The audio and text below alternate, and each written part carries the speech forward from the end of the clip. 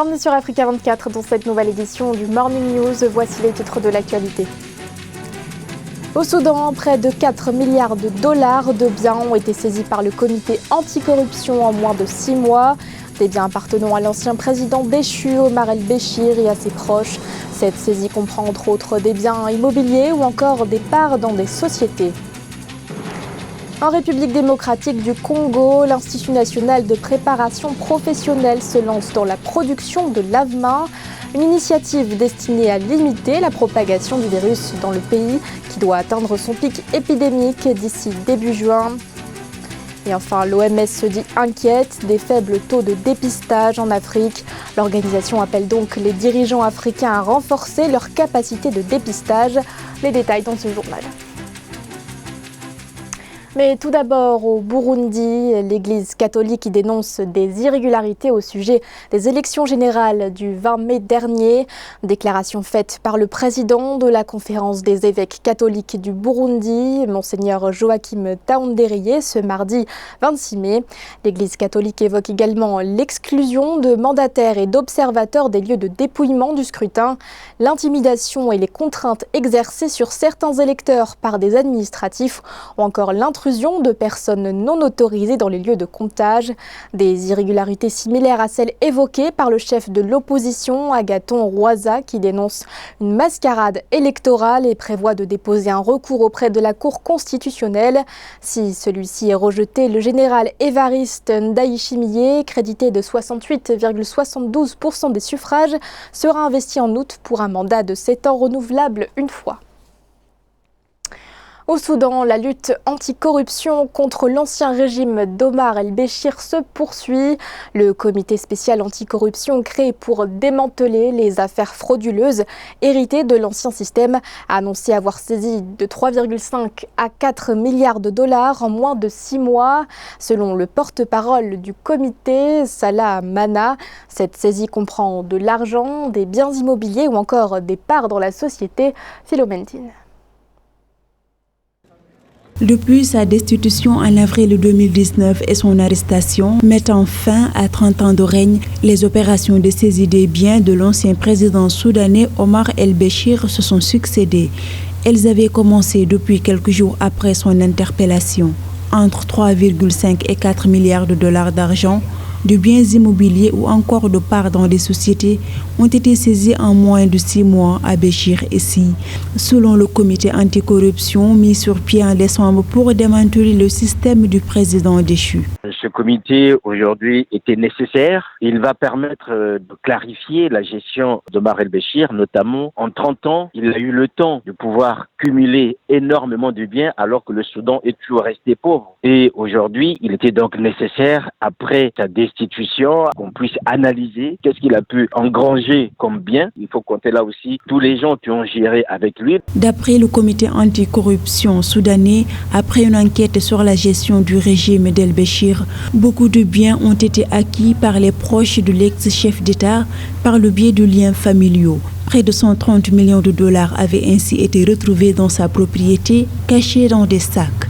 Les biens de son parti, de médias ou encore d'amis et proches ont été soit gelés, soit remis au ministère des Finances. L'économie soudanaise est en difficulté depuis plusieurs années. Aujourd'hui, ces saisies vont permettre de donner un souffle, tant soit un peu, à cette économie. Ce ne sont pas ces 4 milliards qui vont permettre à l'économie soudanaise de se redresser, mais pour les Soudanais, déjà disposer de ces 4 milliards, c'est déjà une bonne chose afin de permettre de souffler. Ces biens saisis devront être remis dans les caisses de l'État qui peinent à redresser l'économie du Soudan, actuellement en difficulté. Nouveau rebondissement dans l'affaire Guillaume Soro. Les avocats de l'ancien président de l'Assemblée nationale vont saisir la Cour africaine des droits de l'homme et des peuples. Et pour cause, les autorités d'Abidjan disposaient d'1 mois pour se conformer aux décisions formulées par l'institution. Le 22 avril dernier, la CADHP avait en effet appelé la justice ivoirienne à suspendre les poursuites contre Guillaume Soro et ses partisans de Génération et Peuple solidaire. Or, le délai n'a pas été respecté. Afoussi Mbamba, avocate de Guillaume Soro, indique qu'un rapport sera envoyé non seulement à la Cour, mais aussi aux autres institutions internationales, dont l'Union africaine et les Nations unies. En République démocratique du Congo, le juge qui préside le procès de Vital Kamerhe, Raphaël Yanni, est mort cette nuit. Le chef de la police de Kinshasa, Silvano Kasongo, évoque un décès des suites d'une crise sans plus de précision. Selon ses proches, le juge s'était plaint de maux de ventre avant d'être acheminé au centre hospitalier de Nganda. Dès l'annonce de son décès, les internautes se sont affolés et ont même évoqué l'hypothèse d'un assassinat. Une rumeur fermement démentie par Silvano Kasongo. Face à ce tournant inattendu, quelle sera la conséquence sur l'instruction en cours? Je vous propose d'écouter le juriste Nixon Kambale. Effectivement, c'est une triste nouvelle, d'autant plus que le juge Raphaël Yanni a à conduire avec professionnalisme non seulement le dossier qui est à vogue aujourd'hui. Il est de ce rare magistrat qui travaillait honnêtement et professionnellement.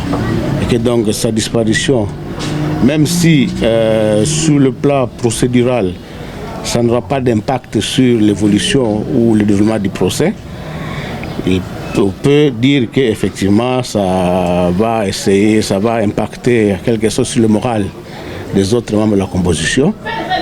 D'autant plus qu'en tant qu'une équipe, ils étaient déjà dans un esprit de collaboration parfaite pour mener à bout ces dossiers que toute la République attend, dont la République attend ici. Donc effectivement, nous disons que ça n'aura pas d'impact parce que les juges à ce niveau-là siègent à 3 avec le ministère public et le greffier. Donc, mais moralement, ça va impacter sur les autres membres de la composition. Non, bon, c'est le choix là. En principe, l'intérim se fait par rapport à la préséance au siège du tribunal. Donc c'est le juge le plus presséant qui va naturellement assumer l'intérim du président du tribunal, d'autant plus que le président était suspendu et que donc on va choisir le plus presséant du tribunal de grande instance de Kinshasa-Gombe pour pouvoir assumer l'intérim. Et que donc à partir de ce moment, les chefs pourront aller, on va compléter la composition et les procès vont se dérouler normalement. La République démocratique du Congo qui se dirige peu à peu vers le pic de l'épidémie de Covid-19 estimée à début juin. Face à l'absence d'un traitement efficace, les gestes barrières sont davantage encouragés. Dans cette optique, certaines structures réorientent leur production vers les matériels de lutte contre la propagation du Covid-19. C'est le cas de l'Institut national de préparation professionnelle qui se lance dans la production de lave-mains. Un reportage de notre correspondant RDC, Jacques Amboka.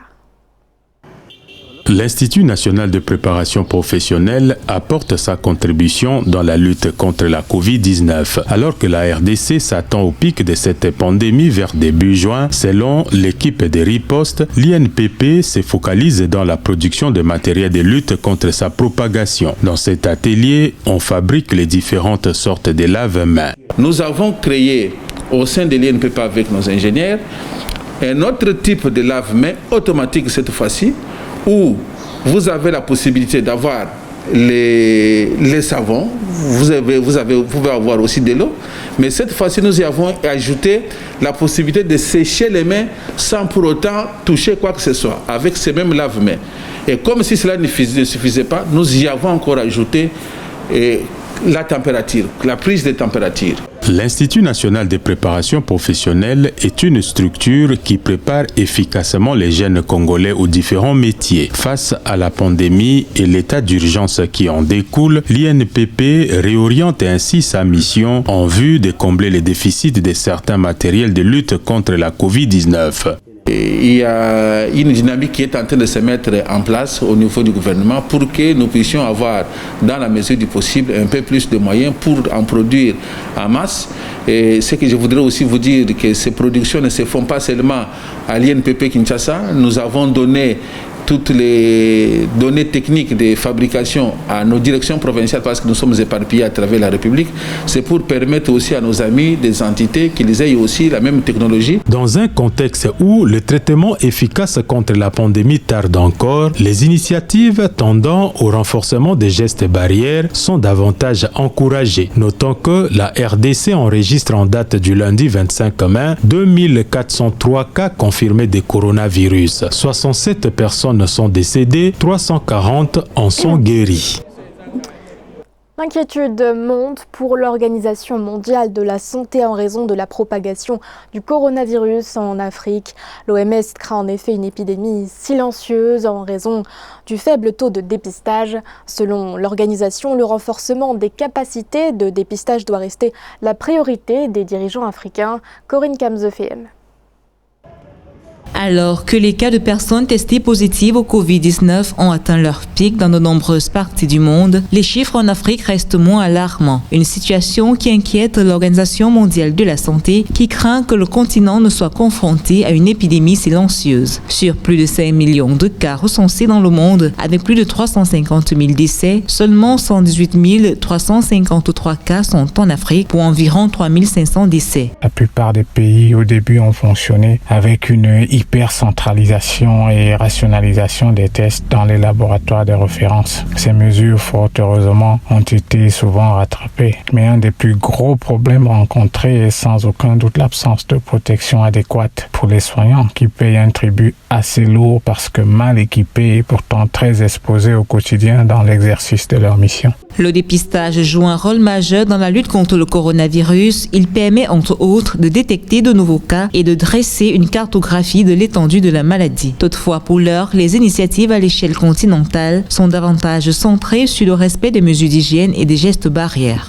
Avec la COVID-19, les systèmes de santé en Afrique ont fait face à des difficultés limites encore plus visibles qu'en situation normale. On a vu l'offre des soins qui a souvent atteint des niveaux critiques dans certains pays. Les hôpitaux ont eu des difficultés à mettre en place des circuits qui maintiennent la prise en charge en soins de routine tout en permettant les protocoles COVID-19 devenus prioritaires et pris en charge par les budgets des États. Selon de récents chiffres du Centre africain de prévention et de contrôle des maladies, seulement 1,3 million de tests ont été réalisés sur une population de près de 1,3 milliard. Pour y remédier, les gouvernements africains travaillent à la formation d'1 million de travailleurs communautaires capables de tracer les personnes contaminées et leurs contacts, ainsi que la création d'une plateforme commune d'achat des médicaments. Un projet estimé à 600 millions de dollars.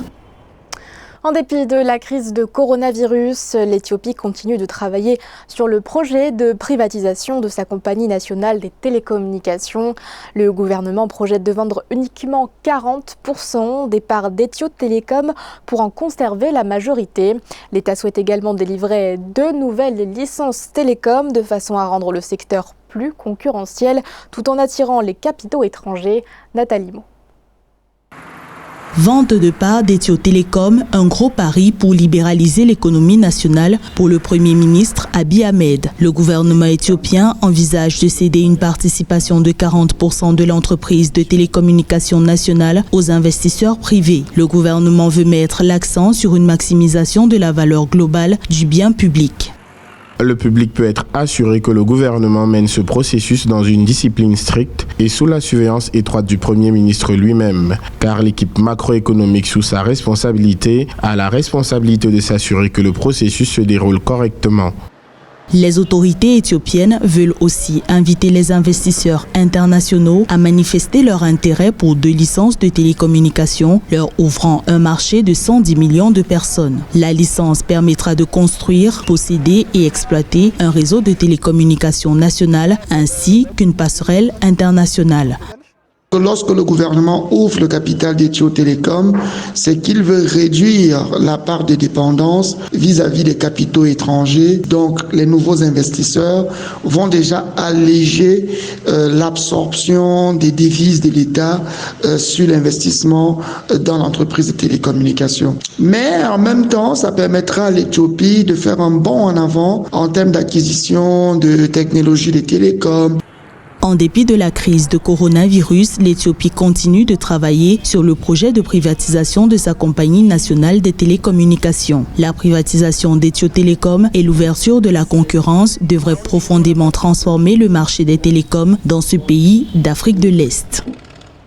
Ce journal a été réalisé par l'ensemble de la rédaction. Merci de votre fidélité. L'actualité continue sur Africa 24.